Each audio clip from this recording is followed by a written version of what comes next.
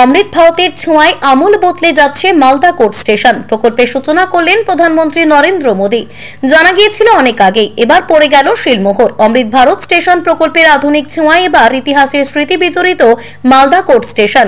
বরাদ্দ 9 কোটি টাকারও বেশি। আজ অর্থাৎ সোমবার ভার্চুয়ালি এই স্টেশনের আধুনিকীকরণ প্রকল্পের সূচনা করলেন প্রধানমন্ত্রী নরেন্দ্র মোদী। রেল দপ্তর সূত্রে খবর, এই প্রকল্পের আওতায় ঢেলে সাজানো হবে মালদা স্টেশনকে। প্ল্যাটফর্মের দৈর্ঘ্য বৃদ্ধি থেকে শুরু করে নতুন প্ল্যাটফর্ম তৈরি সবটাই হবে যাত্রীদের সুবিধার্থে। এমনকি আলোকসজ্জায় সেজে উঠবে স্টেশনের বাইরের চত্বর, হবে প্রযুক্তিগত উন্নয়ন। মালদা কোর্ট রেলওয়ে স্টেশনের পুনর্বিকাশ। আমূল বদলে যাচ্ছে এই স্টেশন। বর্তমানে মালদা কোর্ট স্টেশনকে ভবিষ্যতে আর হয়তো চেনা যাবে না, যদিও সবটাই হচ্ছে আমজনতার কথা চিন্তা করে। অমৃত ভারত প্রকল্পের মাধ্যমে কেন্দ্রীয় সরকার দেশের বিভিন্ন রেলওয়ে স্টেশনের কার্যকল্পের আমূল পরিবর্তন আনতে চলেছে। এই তালিকায় যে কয়েকটি স্টেশন রয়েছে তার মধ্যে অন্যতম হলো মালদা কোর্ট স্টেশন। রেলওয়ে সূত্রে খবর, মালদা ডিভিশনের জন্য মোট 43 কোটি টাকা বরাদ্দ করা হয়েছে কেন্দ্রীয় সরকারের তরফ থেকে, যার মধ্যে কেবলমাত্র মালদা কোর্ট স্টেশনের জন্য বরাদ্দ করা হয়েছে 9 কোটি টাকারও বেশি। তৈরি হচ্ছে নতুন স্টেশন ভবন, প্রাইভেট 2 চাকা এবং 4 চাকা গাড়ি পার্কিং এর জন্য বন্দোবস্ত করা হচ্ছে। এছাড়াও থাকছে পৃথক অ্যারাইভাল এবং departure block, walkway, waiting lounge, food plaza এবং সর্বোপরি one station one product stall. স্থানীয় কারিগর এবং শিল্পীরা যাতে তাদের উৎপন্ন পণ্যদ্রব্য বৃহত্তর বাজারে নিয়ে যেতে পারেন, সে কারণেই থাকছে এই ব্যবস্থাও। এমনকি মালদার বিভিন্ন ঐতিহাসিক চিত্র ফুটে উঠবে স্টেশনে। জায়গা পেয়েছে গৌড় থেকে শুরু করে আদিনা সবকিছুই।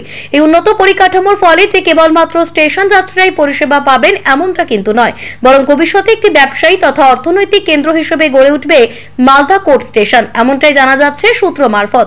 এই উন্নতি সাধনের কাজের গতি দ্রুততর করতে পূর্ব রেলের সমস্ত স্তরের পর্যবেক্ষণ করা হয়েছিল অনেক আগেই।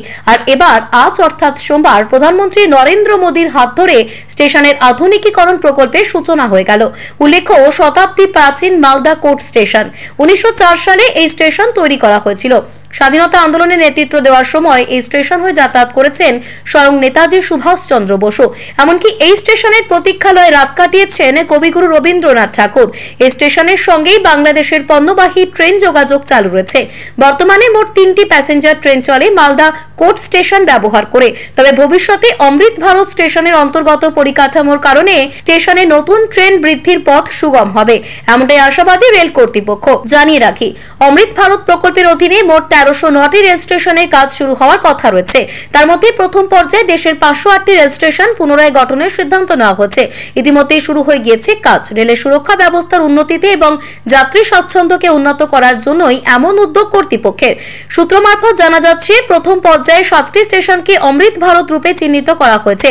তালিকায় যেমন রয়েছে মালদা কোর্ট স্টেশন, ঠিক তেমনই রয়েছে সুলতানগঞ্জ, জামালপুর, নিউ ফারাক্কা, সাহেবগঞ্জ এবং তাহিরগাঁও। মূলত উত্তর পূর্ব ভারতের রেল যোগাযোগ ব্যবস্থায় আমূল পরিবর্তন আনতেই এমন উদ্যোগ নিয়েছে কেন্দ্রীয় রেল মন্ত্রক। একাধিক রেল ব্যবস্থার ক্ষেত্রে নেওয়া হচ্ছে যুগান্তকারী সিদ্ধান্ত।